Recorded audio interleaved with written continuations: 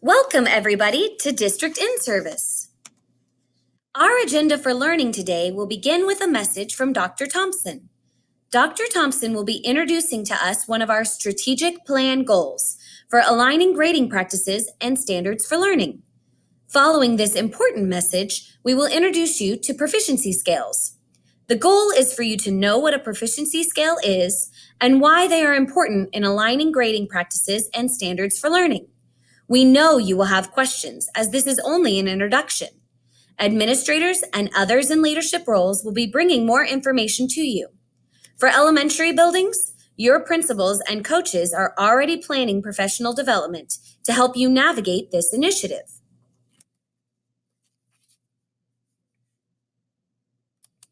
Hello, colleagues.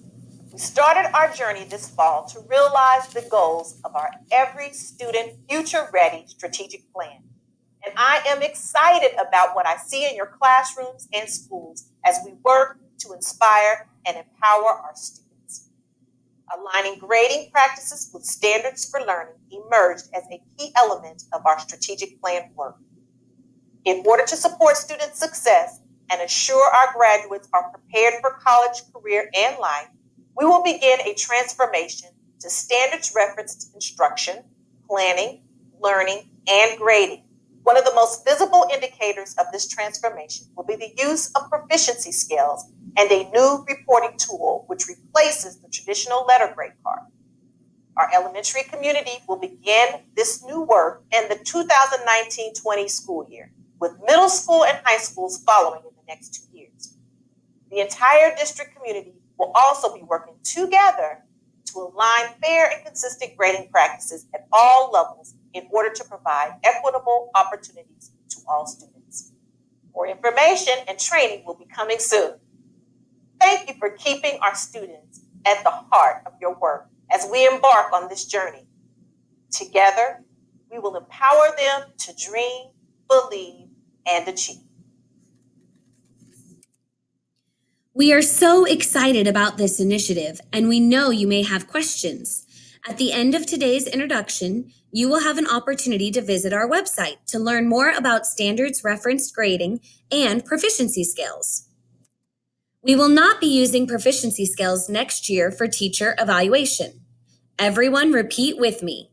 We will not be using proficiency scales next year for teacher evaluation. We will be using them for planning and teaching purposes in order to align grading practices and standards for learning. The idea of scales was initially introduced when the Marzano teacher evaluation model was adopted. At that time, there were 2 professional development specialists who created a scale for every standard in ELA, math, and some other content areas. However, through research on the Common Core standards, we now know that it would take about 15,000 hours to teach all the standards. Unfortunately, we do not have 15,000 hours with our students. We have approximately 9,000 hours with them across the K-12 interval.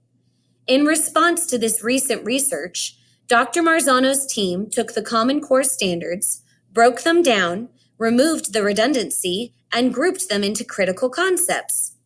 Educators used these critical concepts and found that there were still too many. So Dr. Marzano's team decomposed the standards again and further narrowed the number of critical concepts. In our district, we are using the narrowed critical concepts as a foundation for our work. Curriculum specialists, along with teams of teachers, worked together to analyze Marzano's critical concepts alongside our state standards. The results of this work are the proficiency scales we will be using. So let's take a look at what happens when we adopt new ideas. This bell curve is a statistical representation of how people generally adopt new technology. For example, when a new cell phone comes out, some of us are the first ones lined up at the door. These people are the innovators. We also know that there are those who resist the new ideas until others have tried them and found them to be useful. These people could be described as the laggards. Most of us fall somewhere in between, in the early and late majority. Using proficiency scales is a new idea for us. We have pilot teachers who have been using them this year and offering feedback in order to provide the most excellent product possible. Our purpose today is to spend a few minutes going over what a proficiency scale is and how it can help support student growth. This is a proficiency scale for today's short introduction. Please note that the target learning on a proficiency scale lives at level 3. This is what we want our learners to know and be able to do. So our intent is that by the end of today, you will be able to explain what a proficiency scale is, how the standards are embedded in the scales, and how this can impact student learning. Level 2 on a proficiency scale articulates the skills and processes the learner will need to know in order to make progress toward the standard. These are considered foundational skills, and this is information the learners need to know and understand in order to master the target or level 3 content. Level 4 articulates skills and knowledge beyond the target level. So this is what we can expect from learners who perform above and beyond the standard. For today's learning, a level 4 means you will be able to clearly make connections for how this work aligns with our district's strategic plan and how it will support your school improvement plan goals. Levels 0 and 1 do not articulate content. Rather, they indicate the level of understanding the student demonstrates in relation to the level 2 and 3 content. You can see that at a level 1, the student is beginning to understand the target with help, and at a level 0, even with help, there is no understanding. Clearly, we will rarely have a student who, even with help, will have no understanding. Please take a moment and rate yourself on where you fall on this scale for today's learning. We will revisit this at the end of the presentation to assess our learning. In a nutshell, a proficiency scale is a progression of learning. Please silently read this quote.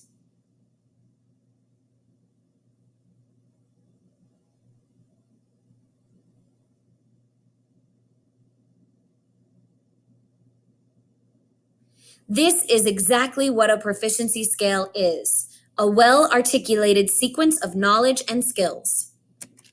Let's consider an example. Talk with your shoulder partner about what skills you might need in order to swim.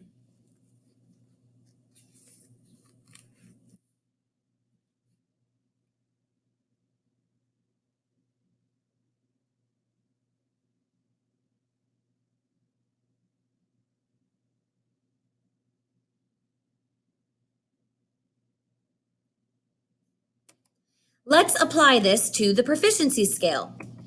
Swimming across the pool using the crawl stroke is the standard, which is at level 3. This is what we would expect our students to be able to do in response to our teaching. A 4 is anything a student does that is above and beyond the standard. For example, teaching someone else to do the crawl stroke. So consider the foundational skills a student would need in order to do the crawl stroke. Learning to kick, breathe to the side, and move your arms are things you will learn as you make progress toward your goal of successfully implementing the crawl stroke. It is important to note that a student might well be able to accomplish each of these skills in isolation. For example, kick their legs while using a foam board, breathe while standing in the water bent over, and move their arms with alternate strokes, but until they can do them all together in application, they still have not mastered the level 3 content of doing the crawl stroke. Students would also need to know and understand some key vocabulary terms. A proficiency scale is similar to a rubric. However, with a proficiency scale, you have to teach items in level 2 as well as those at level 3 and assess both. It's a progression of learning toward mastery of the target. A proficiency scale is a progression of learning. Let's look at another example. Let's take a look at what a level 3 might look like in another example.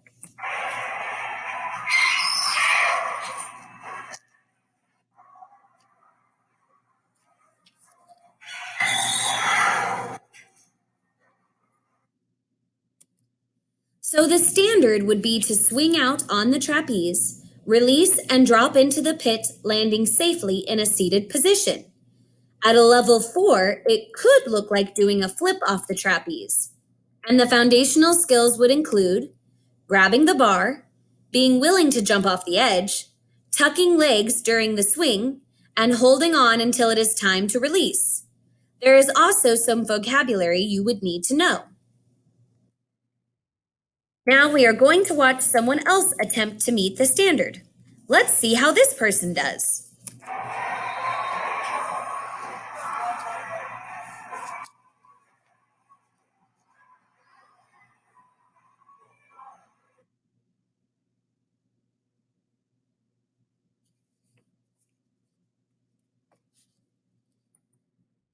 So clearly, this student has not met the target. Knowing the progression of learning helps us know where to begin to help the student progress toward mastery. Could she grab the bar? Yes. Could she hold on long enough? Not quite. Did she tuck her legs in? No. This is what we might work on with this student. Knowing the scale helps us know how to intervene with the missing foundational skills in order to help this student progress toward mastery. Currently, we are ready to begin using proficiency scales in ELA and math K through 5th grade. In all other content areas, scales are currently being developed and piloted by teachers. These schools have piloted proficiency scales this year. If you are a secondary teacher and are interested in piloting proficiency scales, please contact your curriculum specialist. So let's revisit why we are using proficiency scales.